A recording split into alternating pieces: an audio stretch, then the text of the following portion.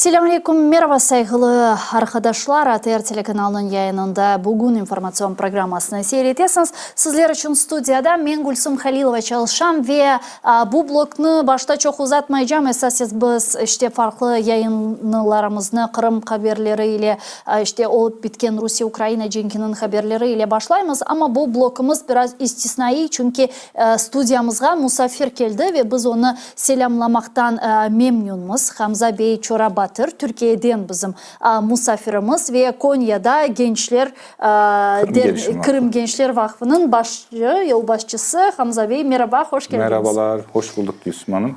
Çok teşekkür ederim stüdyamıza geldiğiniz için. Sizinle işte Konya'da birkaç defa karşılaşkan edik, Mustafa'ga ziyaret gerçekleştirgen edik ve hakikaten de gençlerle çok alakadarsınız. Zaten barganımız vakit çok sayıda gençlerini ve ilahriye Konya'da görgen edik. Sizin de Kiev'de görmege memnunuz.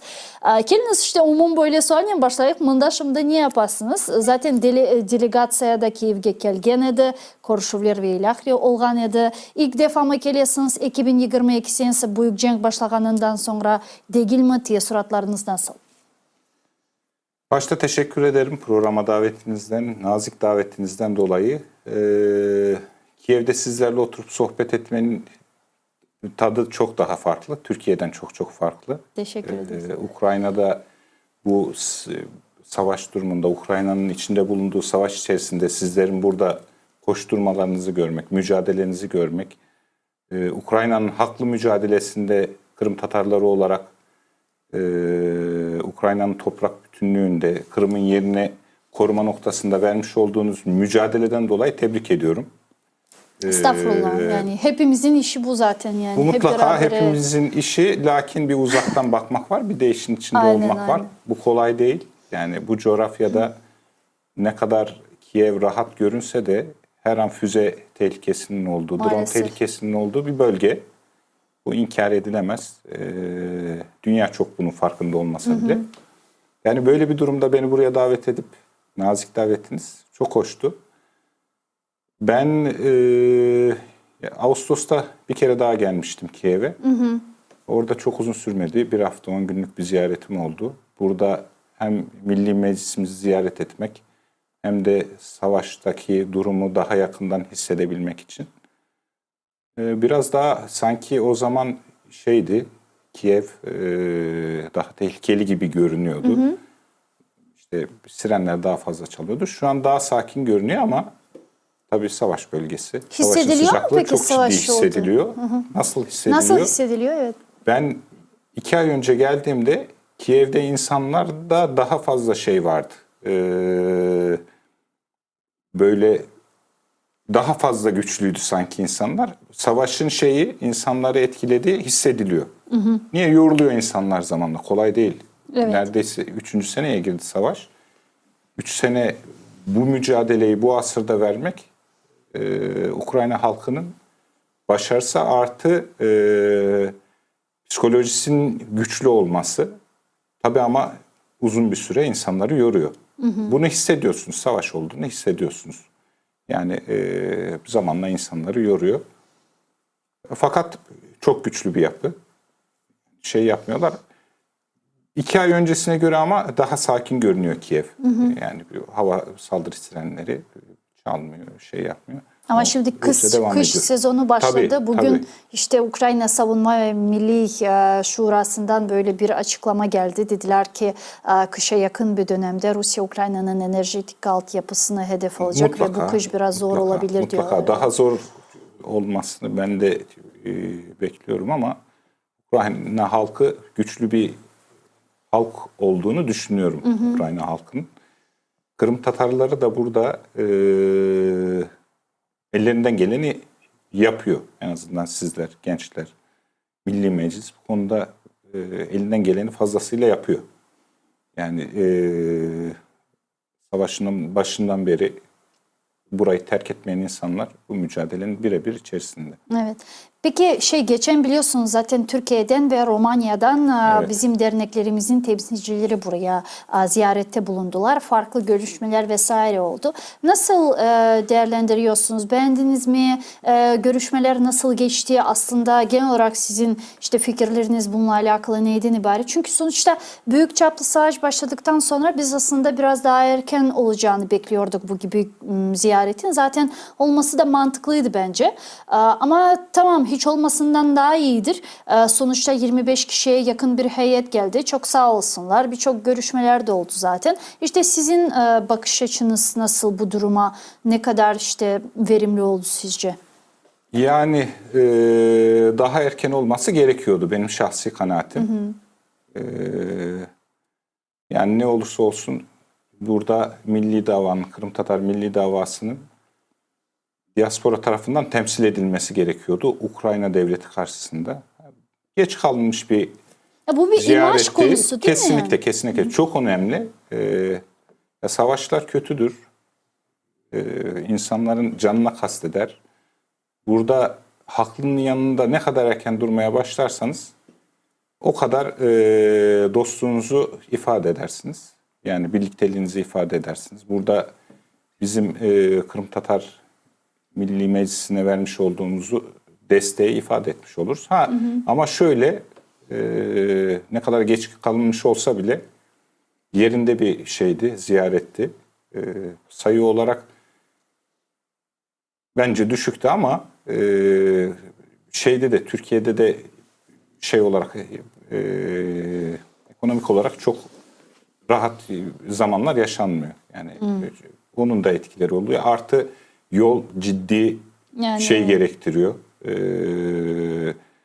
Fiziki güç gerektiriyor. Otobüsle geliyorsunuz. Önceden 2 saatte gelinecek 2 saatte yol geldiğiniz uçakla. yolu şimdi otobüsle geldiğiniz zaman hele toplu şekilde, hele bizim alışkanlıklarımıza uymayan şartlarda, yani 40 kişi çok basit bir şey, ihtiyaç gidermeye yaklaşıyorsunuz.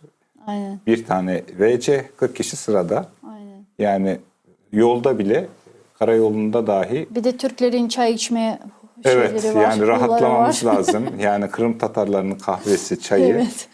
Bu gerçekten zor bir yolculuk. Bu 30 kişilik, 25 kişilik kafilenin bu yolu kat edip gelmesi bile gecikmiş de olsa güzeldi. Peki görüşmelerle alakalı düşünceleriniz? Görüşmeler hangi konuları ele aldınız? Hangi konular konuşuldu? Sizce neler önemliydi? Özellikle Türkiye-Ukrayna ilişkileri konusunda diasporalarımızın verimliliği, faaliyetleri hem Türkiye'de hem burada Ukrayna'da Milli Meclis'le beraberlikte yapılan farklı faaliyetler, projeler olsun vesaire. Sizce en verimli görüşmeler neylerdi? Burada yapılan görüşmelerde bize karşı gösterilen, yani diasporadan gelen gruba karşı verilen kıymet üst düzeydeydi. Yani RADA'da, Milli Savunma Bakanlığı Üniversitesi'nde, ayrıca Dışişleri'nde, yani bakanlarla görüşülmesi, meclis başkanıyla görüşülmesi, diasporadan desteğin tam olduğu konusundaki fikirlerin alınması çok önemliydi. Sözlü dahi olsa bu bizim için de değerliydi. Burada Ukrayna halkı için, Ukrayna devleti için de değerliydi. Görüşmeler esnasında diasporanın gücü yansıtıldı. Yani Türkiye'de ciddi bir Kırım Tatar diasporası var. Evet. Ukrayna devleti temsilcileriyle, büyükelçiliklerle yapılan faaliyetlerin, ortak faaliyetlerin neticelerinin ortaya konulmasından bahsedildi. Yani bu savaşta Ukrayna'nın haklılığı tekrar desteklendiği belirtildi diaspora tarafından. Yani önemli konu olarak savaşın neticesinin başarıya ulaşılması, Kırım'ın bağımsızlığı, Kırım'ın daha özgür Kırım halkı tarafından temsil edilen topraklar olarak Ukrayna'nın özel bir cumhuriyeti olarak devam etmesi konusunda tekrar hemfikir olundu. Yani belki daha fazla şey geçebilirdik. Çok kısa bir ziyaret oldu. Evet, 3 gün zaten Evet, 3 devam gün. etti. Daha net konular tespit edilip paylaşılabilirdi. Bu ziyaretin en büyük katkısı bence o oldu. Önümüzde bu ziyaretlerin artabileceğini, daha kalabalık değil belki şeylerle belli konular konusunda nitelikli ya da işin uzmanı Kırım Tatarları, konuya hakim Kırım Tatarlarının tekrar buraya ziyaret edip ortak çalışmalar yapılabileceği konusunda bir başlangıç oldu. Yani Ukrayna evet savaşta tehlikeli ama Ukrayna devleti güçlü bir devlet. Şu anda da savaş ilerledikçe de hem düşmanını tanıyor, zaten biliyordu. Eski bir düşman. Kırım'ın işgalinden beri bu düşmanın niyeti ortadaydı zaten. Düşmanını daha iyi tanıdı. Kendisini daha iyi geliştirdi. Daha güçlü bir orduya sahip Ukrayna olarak yoluna devam edecek. Burada da Kırım Tatarlarının desteği ortada.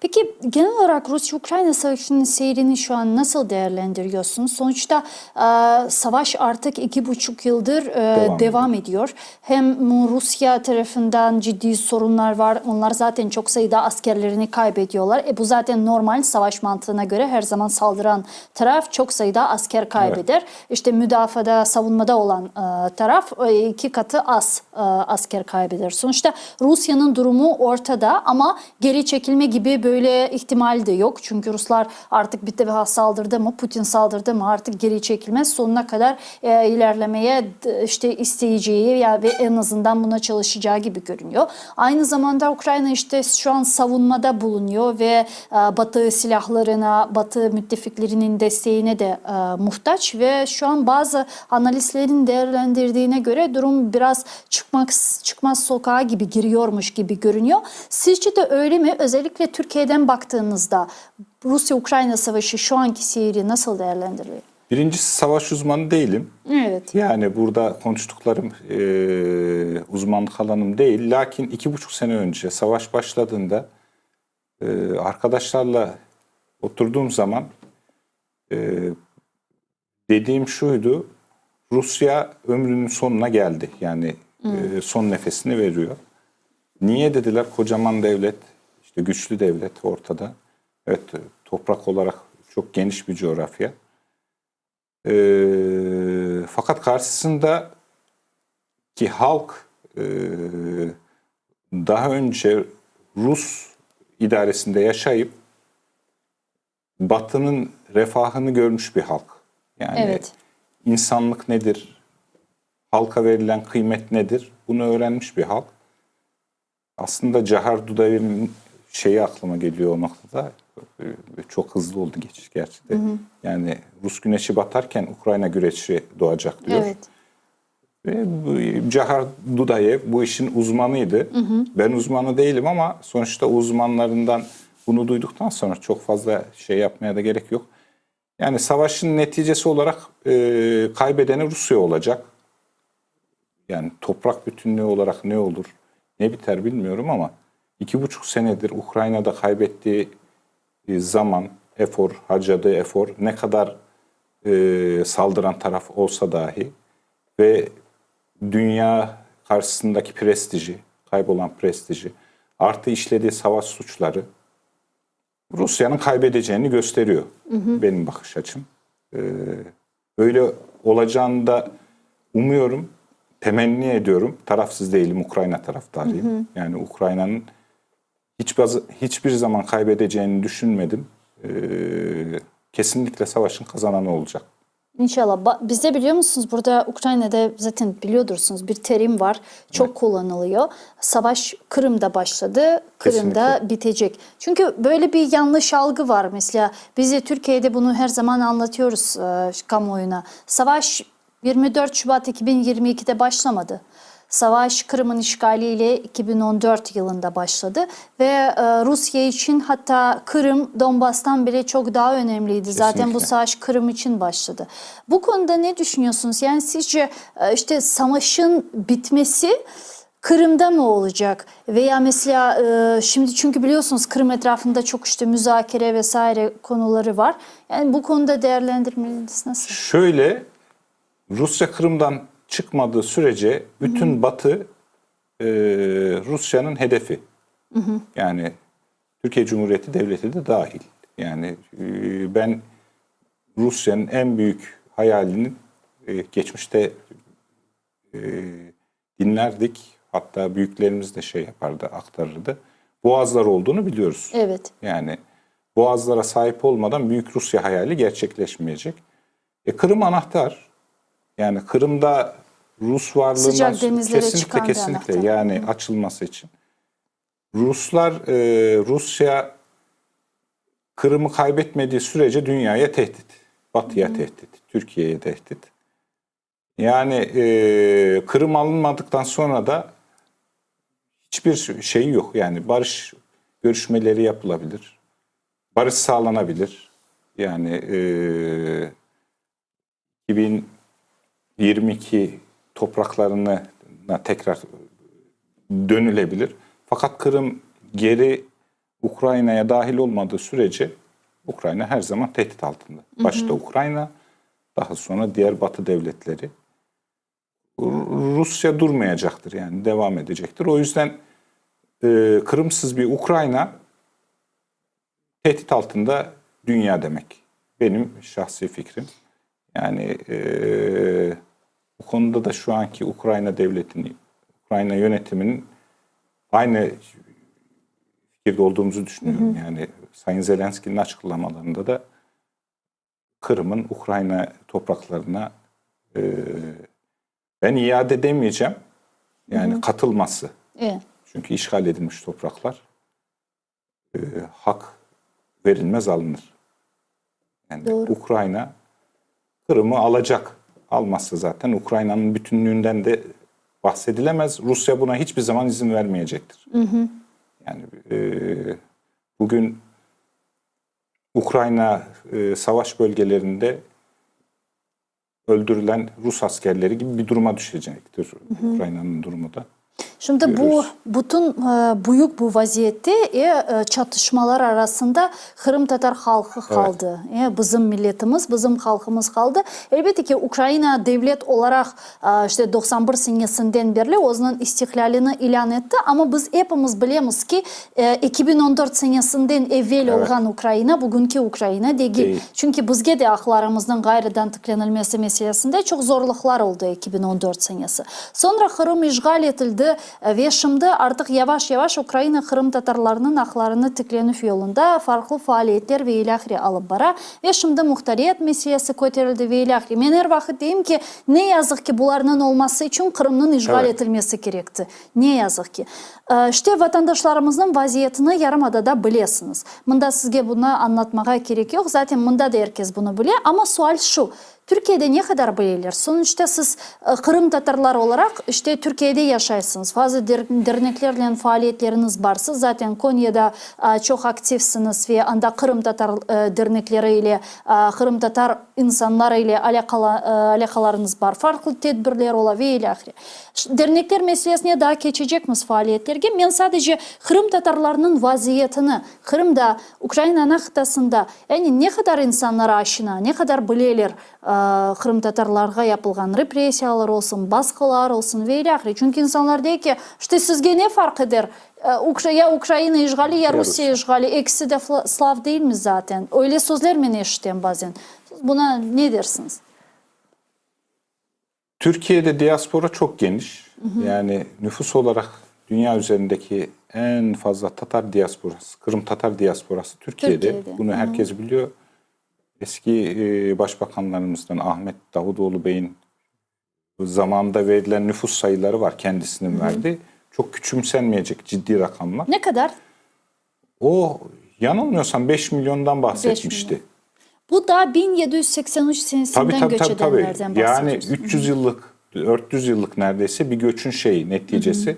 Yani şöyle anne Tatar, Kırım Tatarı, baba Türk. Tamam. Yani karışmış olabilir. Şimdi şöyle insanın en büyük rahatlıklarından biri konfor alanıdır. Konfor alanınızı oturtursanız dışarıdaki olaylar sizi çok enterese etmez. Yani çok bağlamaz, ilgilendirmez. Hele bir de bu konfor alanınız kendi ırkınızdansa, kendi soyunuzdansa üst şeyde, piramidin üstünde çok fazla artık dışarısı bağlamamaya başlar. Zamanla da aynı sıkıntıları tekrar yaşamaya başladığınızda tepki vermezsiniz. Aslında kurbanın yavaş yavaş ısıtılması gibi. Buradan nereye geleceğim? Kırım Tatarları Türkiye'de iyi. Yani konfor seviyeleri de iyi. Azınlık bir kitle Kırım'ın durumu ve şeyle ilgileniyor. Yani bunu şey yapmaya gerek yok. Bu dernekler çerçevesinde olan azınlık kitle mi? Tabii. Dernekler çerçevesinde şahsi çalışmalarıyla yani nasıl şahsi çalışması? Soy isminden kaynaklı Kırım Tatarı olduğunu bilip işte araştırma yapıyor. Şahsi şeyle dernek bağlantısı yok ama bir şekilde ulaşıyor. Tartıştıkça kendisi durumun farkına varıyor. Yani Ukrayna, Rusya şeyinde. Hele bizim 1900'lerde başlayan Cumhuriyet mücadelemizle birlikte Cumhuriyet tarihi, Kırım Tatar Cumhuriyet tarihi eserlerini, Numan Çelebi Cihan'ı, Cafer Seyit Ahmet Kırımer'i bilenler bu konuyu artık bugüne taşıyabiliyorlar. Yani bugünkü Kırım meselesi sadece bir coğrafya meselesi değil. Bir tarih meselesi, bir kültür meselesi, bir neslin devam meselesi olduğunu farkına varıyor. Nasıl farkına varıyor? 1700'lerden beri Rusya'nın politikasının değişmediğinin farkına varıyor. Bugün Ukrayna'da da aynı politikanın devam ettiğinin farkına varıyor. Netice olarak da Kırım'ın işgalinin sadece bir toprak işgali değil, bir neslin, bir soyun, Kırım Tatarlarının devamının kurutulması, yok edilmesi noktasına vardığının farkına varıyor. Yani bugün Kırım'da Kırım Tatarları ne kadar benliklerini koruyabiliyorlar, ne kadar kimliklerinin öngördüğü doğrultuda yaşayabiliyorlar tartışılır diyeceğim ama tartışılacak bir tarafı yok. Yani evet kültür seviyesinde şey yapıyorsunuz, bazı mücadeleleri veriyorsunuz ama yani sorduğum zaman ya da bugün internet var, araştırdığınız zaman Kırım'ı kim yönetiyor deseniz ya da ne kadar Kırım Tatarları temsil ediliyor Kırım'da deseniz yok. Netice yok. Ki Milli Meclisi sürgün bir toprağın yönetilmesinde etkiniz sıfırdır. Yani diaspora bu noktada çok bilgili mi? Bahsedilen nüfusa göre değil. Peki şimdi bu 5 milyon deyip ayttınız da bu 5 milyon kişi bu sadece özünü Kırım Tatar deyip tanımlagan diye bilgen kişi ama derneklerle pek fazla alakası olmaganlar yani Kırım meselesine pek kirişmegenler mi bilmeyeyim mitinglerge veyle. Çünkü peki ya aktif kesimini alacak olsak bu ne kadar insan? Bir 100 bin çıkar mı? Aslında çıkar ama burada bizim biraz organizasyon problemimiz var. Yani belki daha fazla şey yapabilirsiniz. Ya Kırım Tatar gençleri, Kırım Tatar milleti özü itibariyle şey bir millet değil. Yani vurdum duymaz bir millet değil. Özünde aslında milliyetçilik ruhu var. Türk dünyasına milliyetçiliği öğreten, aktaran ataları var. İsmail Bey Gasparalılar, Yusuf Akçuralar. Bu insanların torunları aslında tepkilidir ama tabii organizasyon problemi ve konfor alanı. Yani Türkiye'de dilimizi yani Türkçe konuşuyoruz. Kültürümüz aynı, yemeklerimiz iyi. Aynı. Rahat biraz insanı şey yapıyor. Yani bugünkü Ukraynalıların durumu 2014'te eğer farkına varılmış olsaydı, bugünkü Ukrayna 2014'te olmuş olsaydı bugün belki savaş bu noktaya taşınmayacaktı. Yani bu kadar insan kaybedilmeyecekti. daha refah seviyesi yüksek bir Ukrayna olacaktı ki zaten Rusya'nın varlığının devamı söz konusu olamaz bu şartlarda. Kaybolup gidecekti bu coğrafyada. Bunu dernekler meselesine devam etmeye isteyeyim ve bu mesele etrafında biraz tafsilatlıca laf etmeye isterim. Sonuçta siz Türkiye'den geldiniz ve bazı işte bizim vatandaşlarımız anlamaya isteği sistem nasıl çalışır. İşte tamam 5 milyon dedik, bunlardan aktif olan dernekler etrafında işte çalışan insanların miktarı tabii ki de çok daha az. Bu bir hakikattir. 100 bin dedik ama o da işte çıkar mı çıkmaz mı ayrı bir sual. İşte genel olarak bütün derneklerimizde koz önünde bulunduracak olsak Türkiye'deki faaliyetler neden ibaret? Yani bugün Kırım Tatar Türkiye'deki dernekleri ne yaparlar? Aslında derneklerimiz kültürel faaliyetlerde çok başarılılar. Cidden başarılılar. Yani kültürümüz, mirasımız, Kırım Tatar mirası, Kırım Tatar kültürü bu noktada Türkiye'de devam ettiriliyor. Korunması, temsil edilmesi, çalışmaları. Ama benim şahsi kanaatim, benim şahsi fikrim fiili olarak, yani fiili destek olarak çok daha etkili olabilirler. Bir STK olarak yani daha etkin şey yapılabilirler, temsil edilebilirler. Hem Türkiye'de hem de Kırım'da, Avrupa Birliği'nde, dünya kamuoyunda. Yani Örnek olarak yani bugün yapılması lazım olan ama yapılmayan ve yapılması lazım gerek olan hangi faaliyetlerden bahsediyoruz sizce, yani ne yapılabilirdi? ne yapılabilirdi? Evet. Gençlere daha çok hitap edilebilirdi. Yani çok ciddi bir genç potansiyeli var. Gerçi bu dünyada genel itibariyle sorun da. Evet. İşte kayıp nesiller ortada, Z kuşağı var. Dijital çağ, yani evden çıkartamadığınız gençler var. Dernekler geçmişten beri daha çok şey yapabilirdi, gençlere hitap edebilirdi. Yani çok da fazla şey yapılacak bir şey yok. Yani gençleri toparlamadığınız, çekmediğiniz sürece, hitap etmediğiniz sürece yapacağınız çok bir şeyden söz edilemez. Faaliyetten söz edilemez. Sonuç itibariyle yaş çok ciddi bir unsur insanın faaliyetlerini düzenlemesi konusunda. Genç nüfusunuz iyiyse varlığınızı devam ettirirsiniz. Genç nüfus azalmaya başladıysa ya da genç nüfusunuz artık şey değilse, etkin değilse ömrünüz bir yere kadardır. Gitmez. Derneklerin son dönemde şeyleri var, güzel taraflar. Nasıl? Platform oluşturulması. Bir platform çevresinde toplanıp hareket edilmesi. Normalde genel merkeze bağlı şubelerimiz var. Artı bağımsız dernekler var.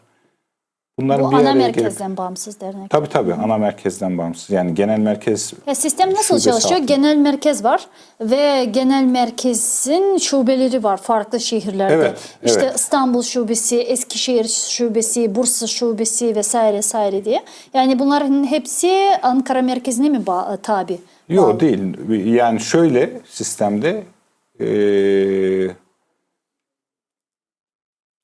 Kırım Tatar Derneği genel merkezi var Ankara'da. Buna bağlı şubeler var. Tamam. Bir de bağımsız, yani örneğin Eskişehir bölgesinde bağımsız bir dernek. Bağımsız birkaç tane dernek. Bunlar aslında benim şahsi şeyim, bağımsız olunması taraftarıyım ben. Neden? Bağımsız olup platform oluşturmanız daha etkili olacaktır. Farklı görüşler olabilir. Farklı yeme tarzınız olabilir. Fakat netice itibariyle hedef birse, hedef Kırımsa, hedef kültürünüzün var, milletinizin temellerinin devamıysa bağımsızlığın çok bir şeyi yok. Aksine daha etkin olabilirsiniz. Ama Türkiye'de şu anda genel merkez çevresinde, bünyesinde şubeler var. Artı bağımsız Kırım Tatar Dernek şubeleri, Kırım, Kazan, Nogay Tatarları var. Ve herkes kendi çapında Tabii farklı kendi etkinlikler, çapında, projeler, ne bileyim kitap basma gibi kültürel faaliyetleri etkinlikler var. Şubelerin de var, genel merkezin de var.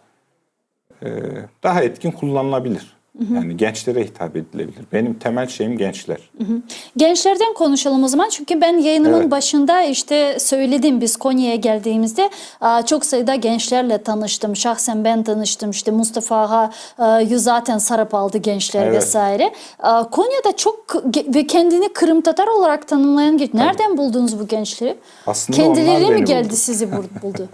Yani şöyle, değer verirseniz karşılığını alırsınız.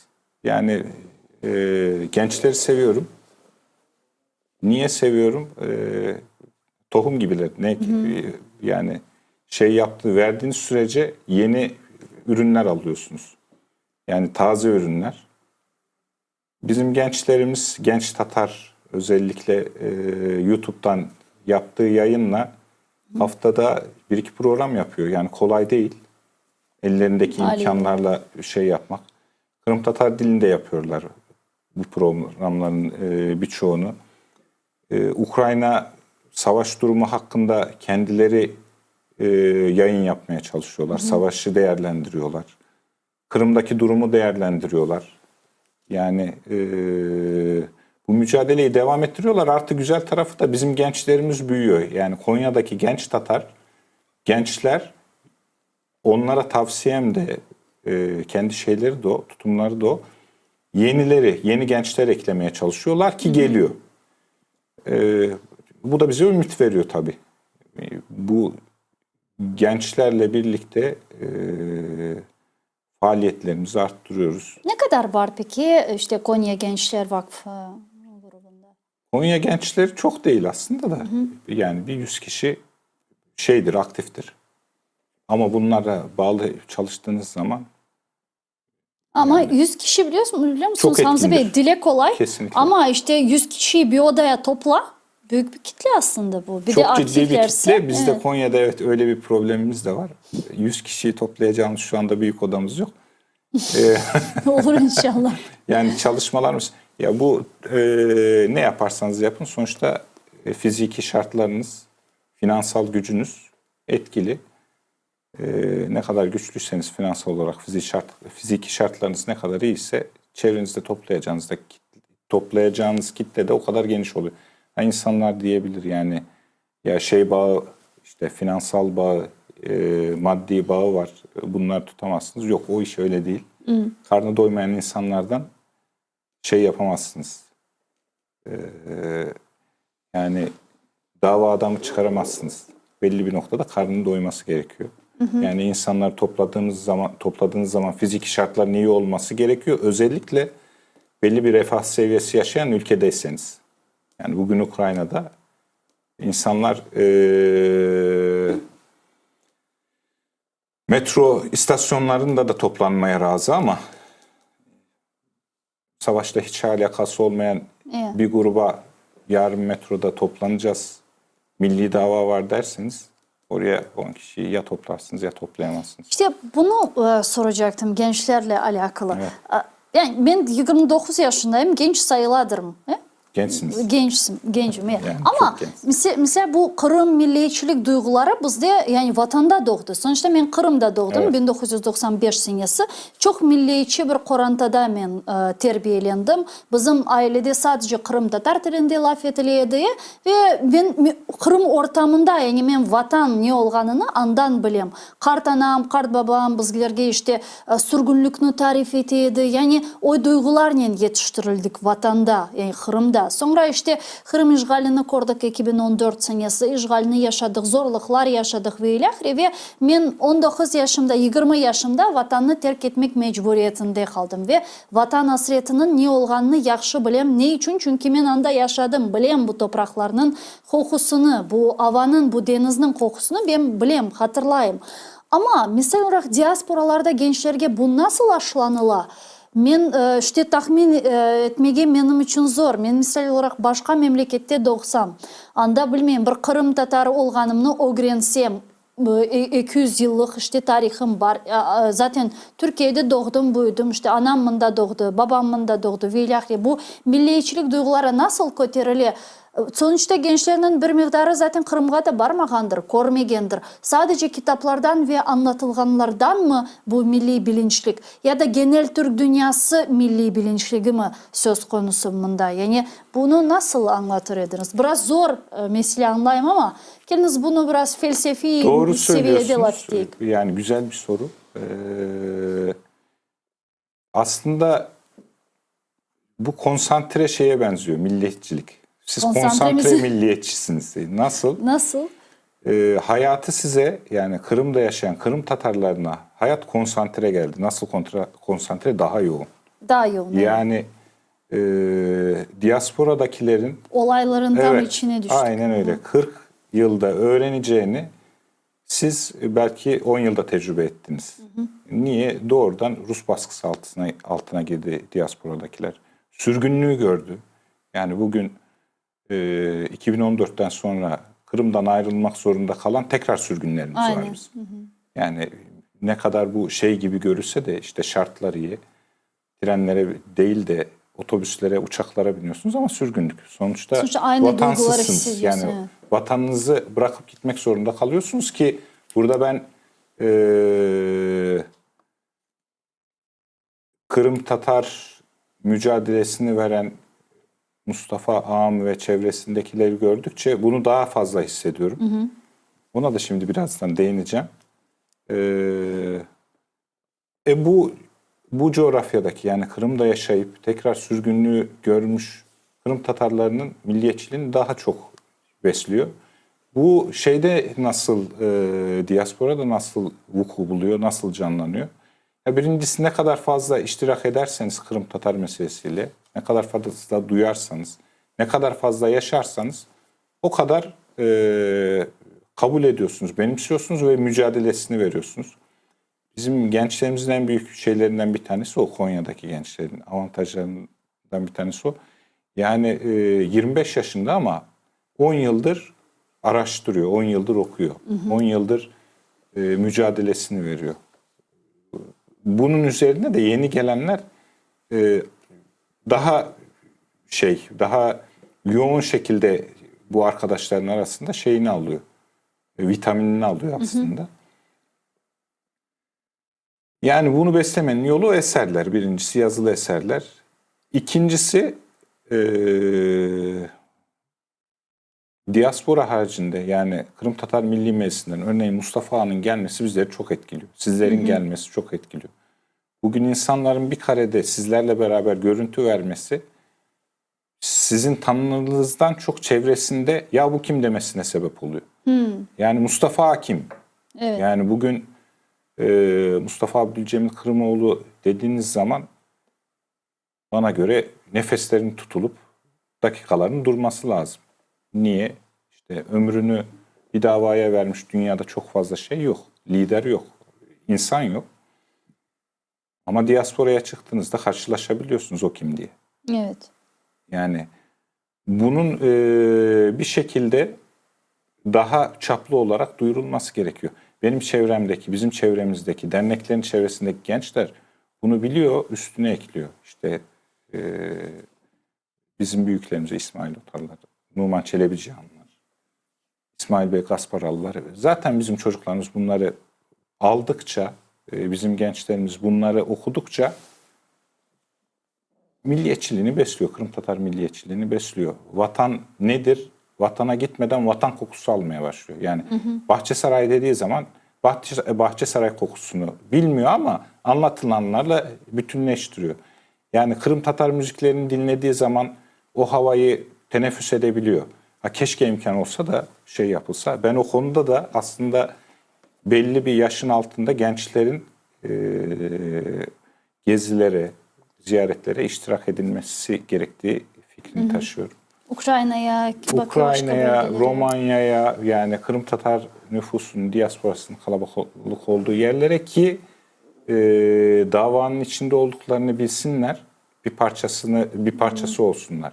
Yani mücadelenin ne kadar büyük bir parçasıysanız temsiliniz de o kadar büyük olacak. Etkiniz de o kadar büyük olacak. Yani Mustafa Ağa ile geçilen zamanlar, sizlerle geçirilen zamanlar, yani sonuçta bu davanın temsilcileri, görünen yüzleri sizsiniz. Belki sayı çok kalabalık. Arkadaki Çok fazla, ekip evet. çok fazla. Ama reklam yüzleri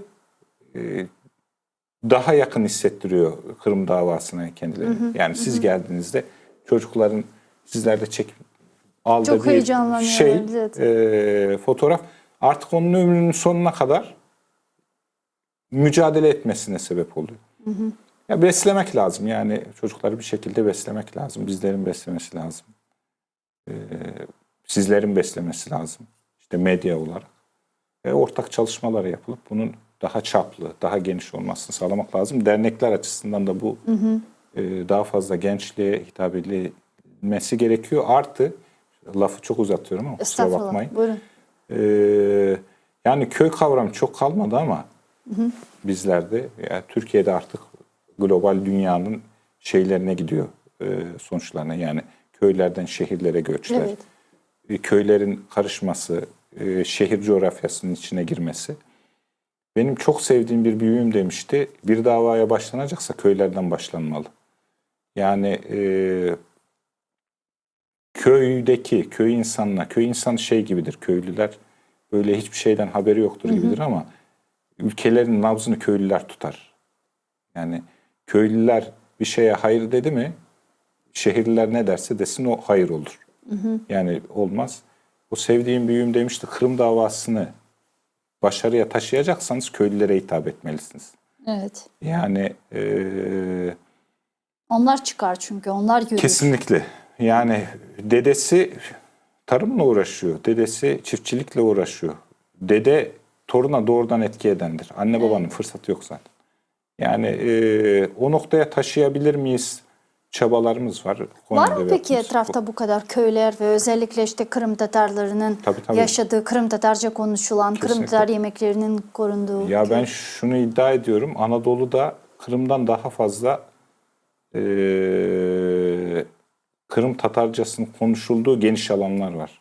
İddia değil yani, bunlar gerçekler. Bu özellikle çöl şivesinde, lekçesinde. Evet. Gittiğiniz zaman şaşırıyor zaten, buradan gittiğiniz zaman. Yani kendimi Kırım'ın bir köyünde hissediyorum diyor gelenler. Yemek tarzları, Kırım'dan gelmiş kesinlikle. Bir de yani sadece yemek değil, yemek olmazsa zaten kalacağız. Kültürümüzün büyük bir kısmını kaybedeceğiz. Ben buna çok yapıyorum Hamza Bey ya. Ben diyorum ya, Kırım Tatarlar yalnızca çuburekle tanımlanmamalı. Yani Kırım Tatarlar ne bileyim işte, hani diyorlarla Hintler işte satranç, bileyim işte Araplar orada astroloji vesaire, işte Farslar astroloji, işte matematik vesaire. Bizde çuburek, ben de diyorum ya çuburekten başka o kadar işte Gaspralı var, tercüman var vesaire. Yani Gaspralı'yı bilmemek yapma. Ya ayrı bir tartışma konusu. Evet, o konuya hiç girmiyorum. Yani şükrediyorum ama en azından çörek kalmış. En azından. Yani geçenlerde Konya'nın bir köyü hakkında kitapta yazıldı. Kaha eski ismi. Kaha'da çibörek yedik. Çiböreğin kızartıldığı tava Kırım'dan gelme. Evet. Yani ailenin ona verdiği değer, topraklarına verdiği değer aslında. Kenara atıp yapmıyor. Bunu nesiller boyu taşıyor. Yani aslında Kırım'a köylerde çok ciddi teveccüh var. Köylü bunu unutmuyor.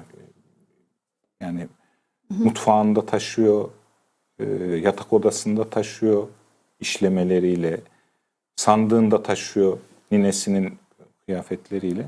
Bunu canlı tutmak lazım. Evet. Tutabilmek için de köylerle ilgili Hakan Hocam, Sayın Hakan Kırımlı bu konuda çalışmalar, kitaplarında Kırım Tatar nüfusunun yoğun olduğu köylerin araştırılması.